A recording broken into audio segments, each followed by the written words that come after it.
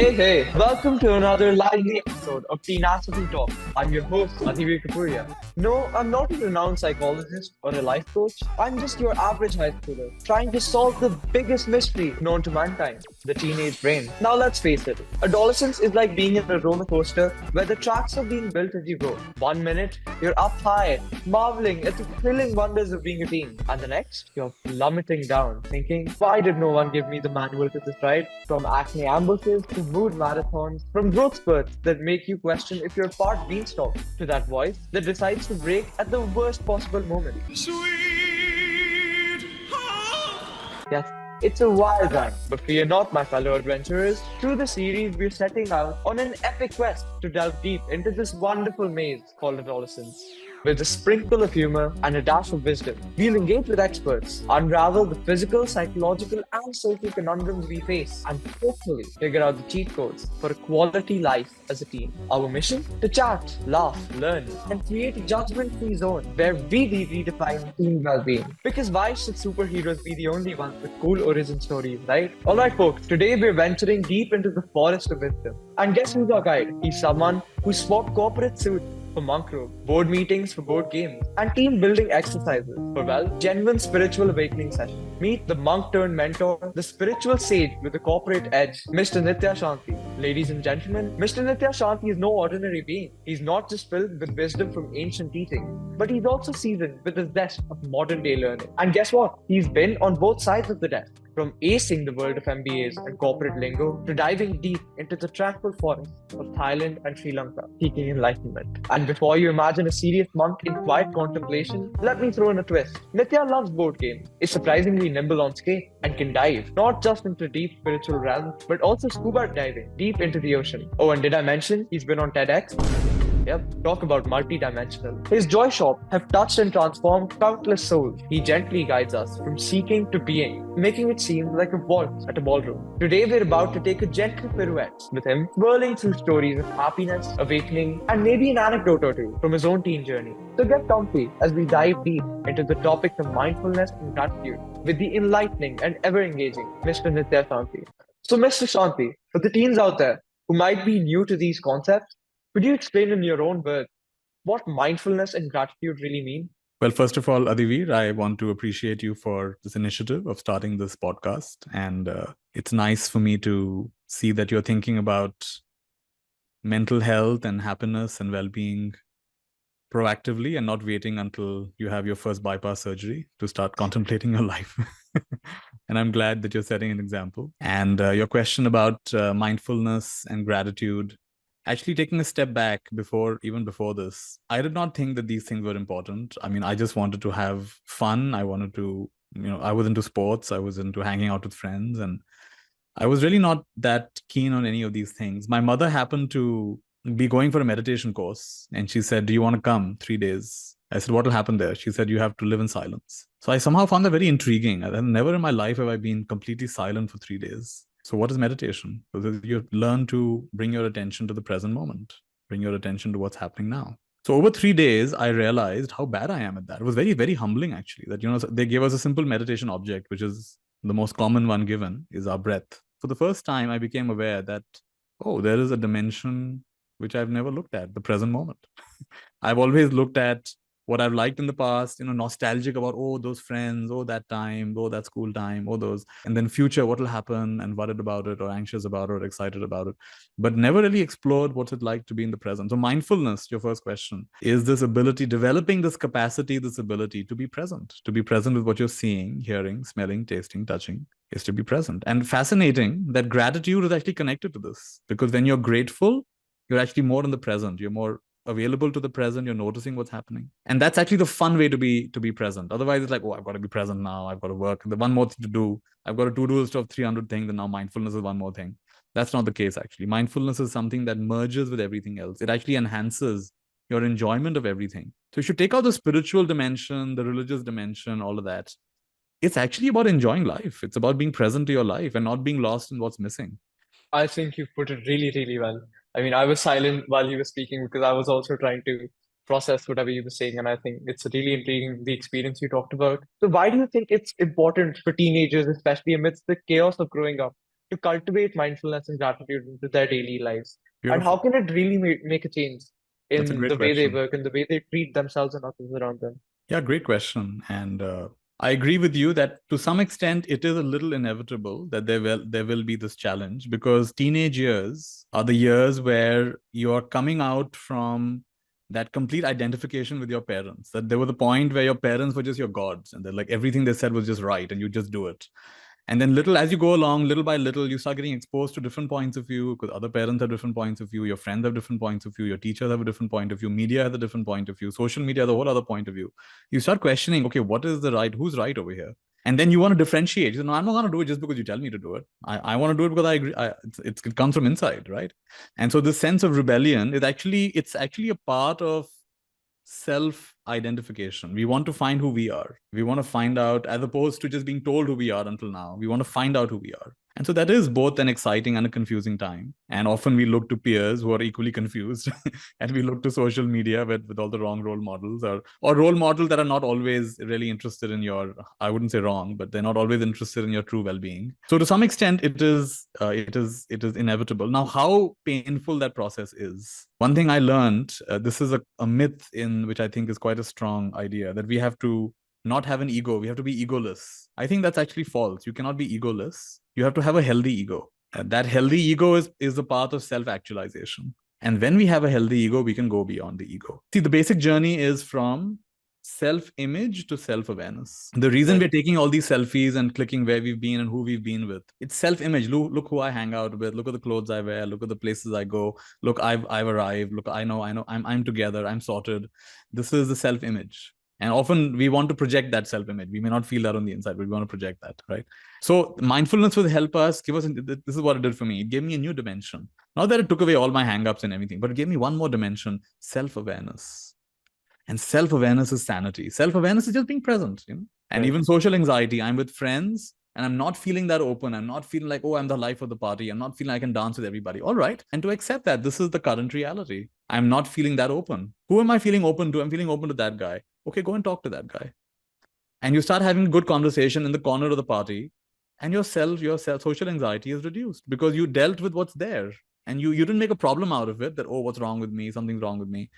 So the journey from self-image to self-awareness is the journey of sanity, and it'll give us resilience. So, you talked about the journey from self-image to self-awareness. And I think sometimes teenagers, in trying to project an image of themselves online or to their peers, on a subconscious level, they're probably trying to prove something to themselves as well, something that they about themselves that they might not be on terms with. They're trying to sort of put themselves in an illusion or in a misconception that they are something that they aren't. So, in this journey of trying to find your authentic selves, could you talk about some simple exercises that teenagers can probably implement on a daily basis or on a weekly basis to somewhat find their authentic selves and do some self-reflection? Very nice. Well, I think the first thing is just, I think it's happening more in this generation, but just recognizing the importance of mental health. It's not just about how good you look and how good your clothes are and how good your hairstyle is and what brands you're wearing. And now that is too much focus on the externalities. So the fact that, first of all, that we're even recognizing that there is such a thing as emotional health, mental health, well-being, that's the first step. Now, the practices around that, there are many practices. I'll tell you a few of my favorite. For me, it's been things like reflection. So, for example, journaling. I find if I just sit 15 minutes, 20 minutes, half an hour, and I just write down my thoughts. And in the beginning, you'll write all the things like nothing to write. What do I write about? Nothing is going well. I'm bugged about this. Write, write, write. And as you go along, something gets clear. And it's like Mhm. you've taken off the upper layer of static from your brain. And now there's a kind of a layer of calmness and togetherness. So writing, journaling can be a really good tool, I find. Walking, now whether or not you do an intense exercise, just walking, just taking a walk. Walking, like, walking more, not depending always on going on your bike or going in your car everywhere. Just walking. Walking is so good. Walking, they found, is better than the best antidepressant. Apart from that, quiet time, I do some mindfulness slash meditation practices in my quiet time. And very broadly, the most high level things would be sleep, exercise, movement is extremely important for mental and physical, emotional health, emotional well-being. Some kind of exercise, some kind of movement, fuel, Right. the kind of food. Youngsters kind of get away with a lot, because they have good digestion, so they feel they can just eat anything, drink anything, it'll all be fine.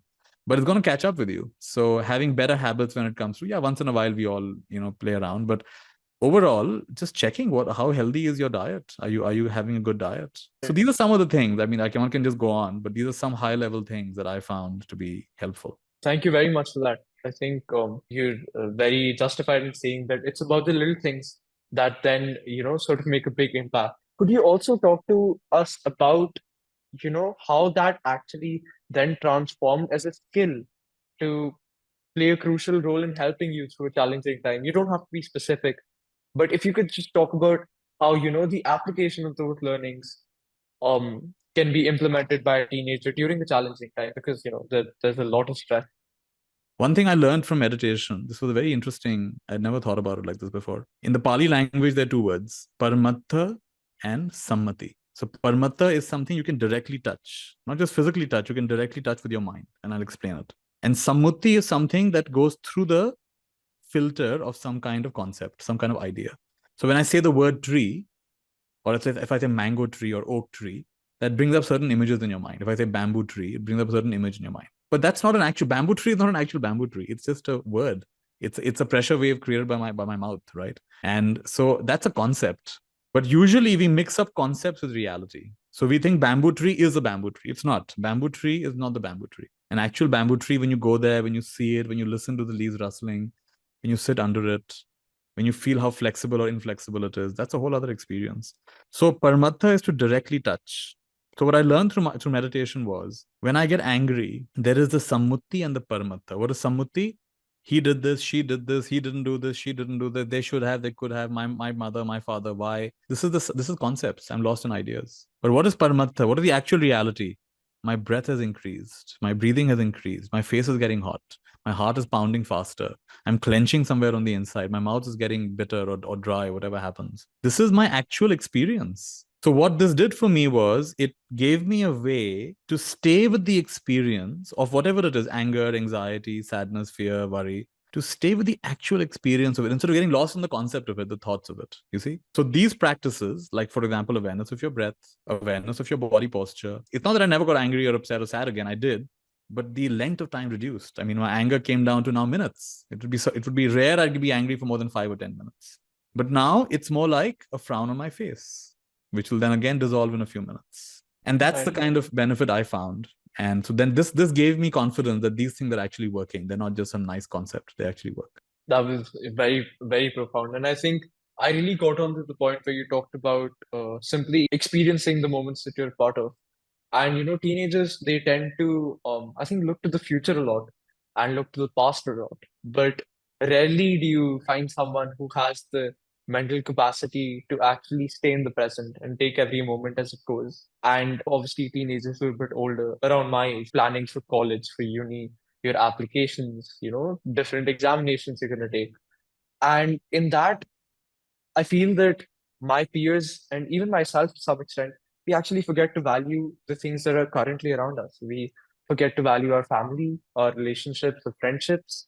So, what would be your advice on teenagers today to take a minute to look back and involve themselves with the things that actually matter, that are with them at the present moment, rather than trying to acquire something that may or may not come in the future? Somehow the answer that's coming to me, and it applies both to men, young men and women, is that, and this is something we've lost as a society, is that every society had some kind of a rite of passage which marked the ending of your boyhood or your girlhood and now entry into manhood or womanhood. Every society had that. India also used to have that. But now we've kind of lost that. So we actually have people who are still in their 20s, 30s, even 40s, who are actually still boys on the inside. They actually haven't become men, or they haven't become properly women. Like I met a person from Africa, from Maasai, the Maasai tribe. He was from the Maasai tribe. So he said that in his tribe, when you're at the right age, you're sent out alone into the forest, alone. And human beings, we're basically tribal people. So to be sent out alone is very scary. And you're not supposed to come back until you have killed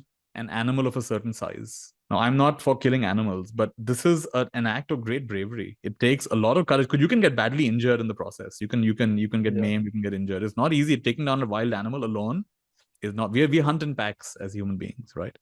So that difficult challenge of going out, this is just their tribe. He said you got to go out and you got to kill an animal and then come back.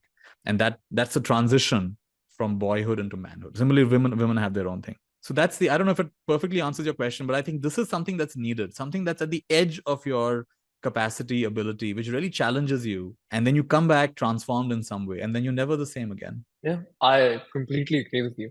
And I think the point you made about, a sort of coming of age story for a teenager, we often see that in movies where the protagonist to the teenager is faced with some dilemma, Yeah. and that really contrasts with what their initial response to that situation would have been. And that shows their evolution and growth through a journey. Nice. And that actually links with my follow-up question. So if they were to start somewhere, to start exploring themselves, to start really finding out the essence of who they are, then where should they begin? And I don't mean, which activity or which avenue, but where should they start looking within themselves first to sort of understand where they are? So I think they've already begun. I think this question, consciously or unconsciously, we're already trying to answer from a very young age, even before you're a teenager. It's not like after I give you my answer, suddenly you'll begin. You have already begun. You're well on your way. You need to understand, consciously or unconsciously, the books that you read, the people that you hang out with, the YouTube channels you subscribe to. I don't know what all you guys, is it Twitch or is it Discord, or the various things you kind of keep up with. It's some way showing you your values. It's some way showing you what's important to you, and you are building a certain narrative about who you are, what the world is, what you're here to do. There is a certain idea about that. Imagine 5 different versions of you. Let's say one's a very adventurous version, one's a very so-called, in the conventional sense, successful version. One is a version that's making a big difference in the world, contributing to the world.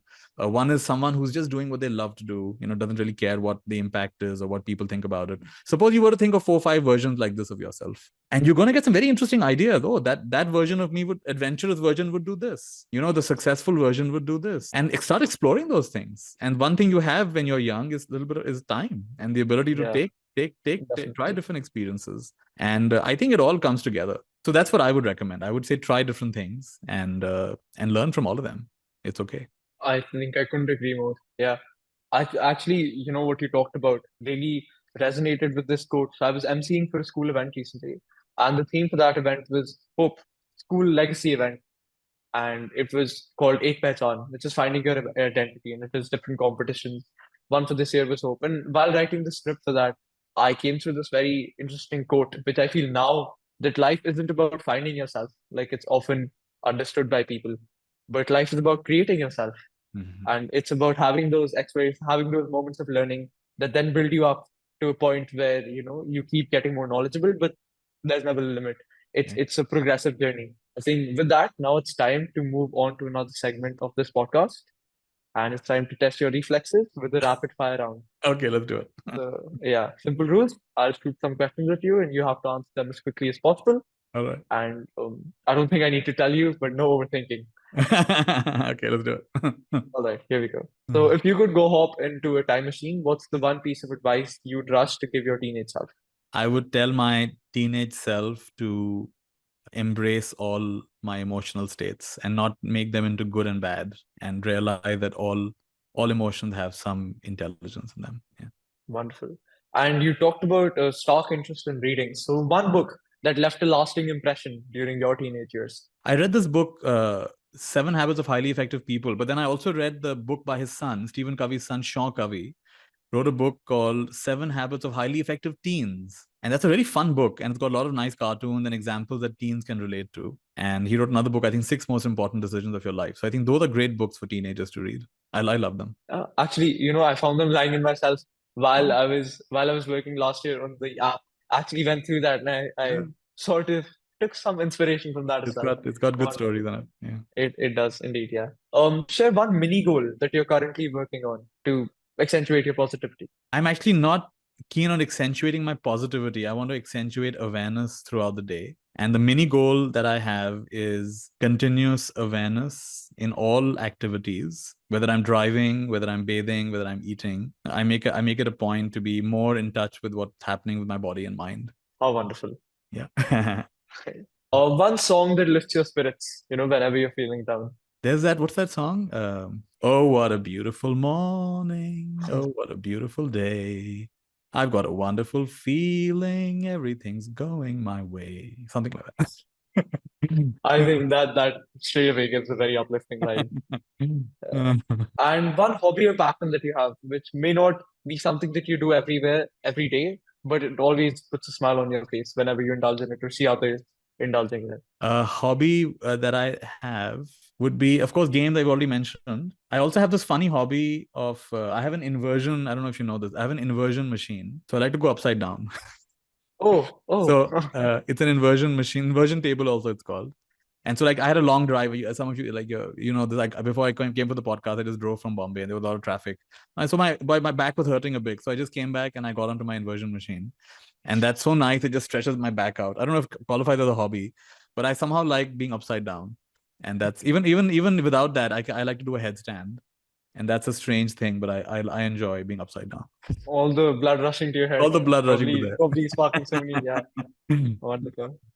And a quote or a mantra to teenagers today that you sort of carry in your pocket. Something that I carry always is everything is perfect and everything can be joyfully improved. And lastly, one movie or probably a show that you watched as a teenager that you think everyone should watch. I mean, the biggest one that made an impact on me was The Matrix, The because Matrix. The Matrix, it came out when I was just, I think, just finishing teenage years. And I was so blown away by that movie. I said, these guys really did it. They managed to make an entertaining movie that captures a lot of spiritual principle, that captures, Advaita Vedanta, it captures some aspects of Buddhism, it captures some aspects of, I mean, a lot of scientific perspectives as well. The world is a simulation.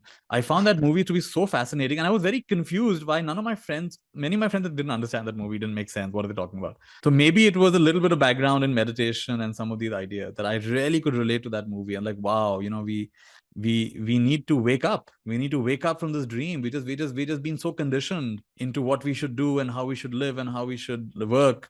We need to wake up from the dream. And of course, in that movie, it's all about, Neo is fighting these agents, but the agents, in a way, are our own limiting beliefs, our own limiting thoughts. And Neo is an anagram for one, so it's one. It's actually oneness. So I love that movie, and I have watched it many times, and I've one of my favorites at that time. Oh, that actually blew me away. I mean, I've seen the movie myself, and I was so into the shooting and the dodging that it's a completely different way to look at it. I think you know, Yeah. now that I think of it, it makes so much sense in Yeah. that sort of a context, and it just shows you how you can look at, a movie. And I think that, whatever you've said throughout this podcast, it's been so deep, and on the face value, it may seem like you've given answers to everything, but if I really introspect on what you've said, then there are probably things that I'll still understand when I hear this recording for the fifth or sixth time. Last segment for this podcast. I mean, I know you've shared so much.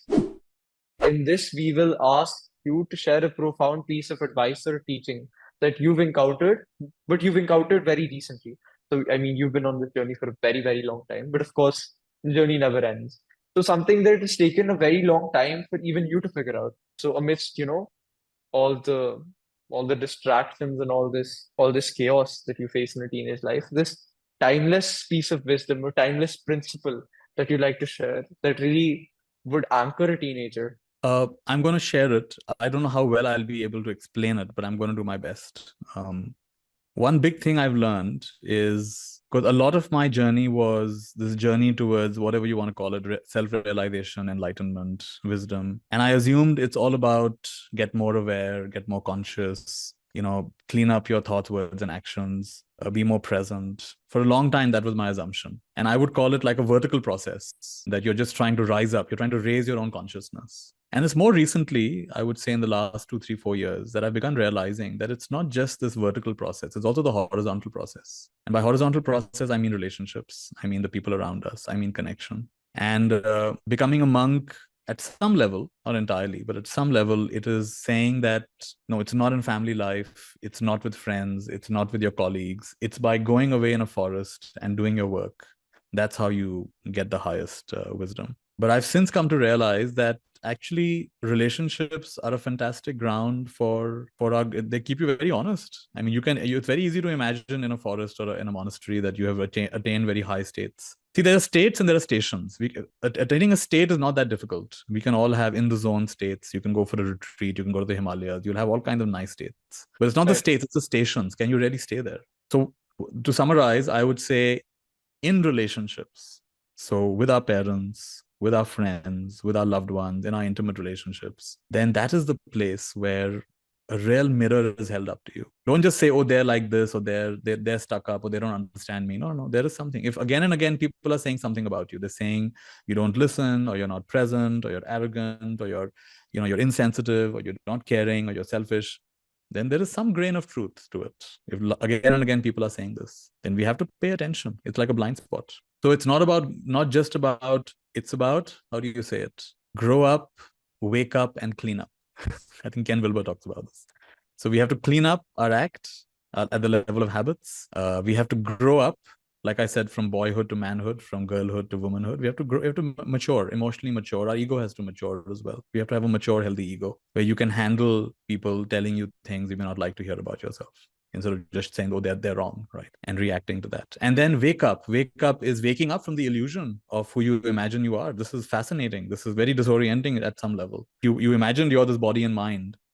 And when that starts happening, it's like, oh, really? There is a body, there is a mind, and it's part of the experience. It's not who I am, because it keeps changing. It keeps changing. You already teenagers, you've seen a lot of changes happen at a physical level, mental level, emotional level, and they will continue to happen throughout your life. So I would say this sense of relationship as a ground for awakening and for emotional maturity. And of course, there are many practices and tools and things one can go into. That's another aspect. But just broadly, that idea, horizontal evolution, horizontal enlightenment, apart from the vertical enlightenment, that's been a big thing that I've been exposed to, or I have learned to see in the last few years. Yeah, I think I really agree with you when you say that it's about taking responsibility for not only, once you reach a level, be it any sport, you got to maintain yourself there, right?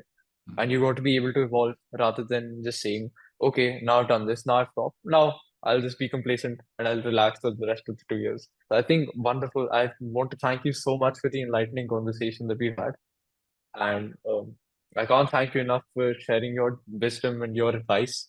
It never fails to amaze me how you manage to put across these concepts that you spent your entire life learning, and you're able to put them across so well that even someone of my age can have some sense of some sense of association with what you're saying. And I'm certain that everyone who's hearing this podcast will be taking a lot away from what you've said. And thank you very much. Wonderful, wonderful. And I want to say I really enjoyed our conversation, and I wish you all the best for the future episodes of your podcast, and may you keep bringing up very pertinent real world challenges and hopes and aspirations of the younger generation, and get perspectives both from experts as well as from other youngsters. I think we need young voices as well. Definitely. I really enjoyed our time together. Thank you, Adivir.